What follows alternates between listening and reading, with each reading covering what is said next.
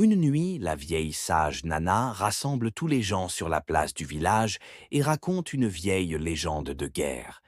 Il était une fois, pendant la guerre, au cours de laquelle leurs ancêtres défendèrent leur terre, un grand Dieu leur donna la force et bénit la lance. Personne qui part en guerre avec cette lance n'a jamais été vaincu. Les guerriers qui font confiance au pouvoir de cette lance défient sans crainte leurs ennemis. Mais il y a quelque chose qu'ils ne savent pas. Kofi et les villageois commencent à organiser une résistance pour défendre le village.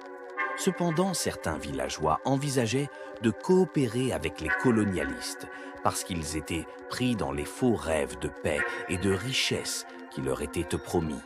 Cela brise le sentiment d'unité dans le village.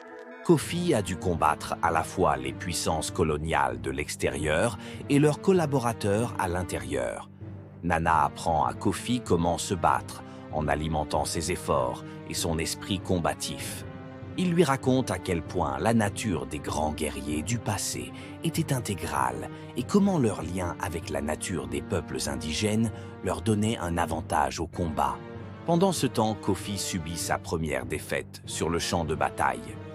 De nombreux villageois et Kofi commencent à remettre en question leur propre courage et leur leadership. Cependant, une nuit, il voit ses ancêtres dans son rêve. Ils lui disent que le pouvoir de la lance est plus fort que tout et n'importe qui. Une offensive majeure des forces coloniales approche. Kofi et les villageois se retirent plus profondément dans la forêt comme stratégie de guerre. Là, ils commencent à épuiser l'ennemi avec des tactiques de guérilla, utilisant la nature à leur avantage. Les conseils de la sage Nana et l'esprit de ses ancêtres guident Kofi. À ce stade, Kofi n'est pas seulement un guerrier physique. Il parvient à vaincre ses ennemis grâce au pouvoir du spirituel et de la lance. La guerre prend fin et Kofi parvient à défendre le village. Mais le prix de la victoire est lourd. De nombreux guerriers ont perdu la vie et la population a subi de grandes destructions. En prononçant son discours de victoire devant son peuple, Kofi se rend compte qu'il est temps de transmettre le savoir de ses ancêtres aux générations suivantes et affirme que chacun est un guerrier né.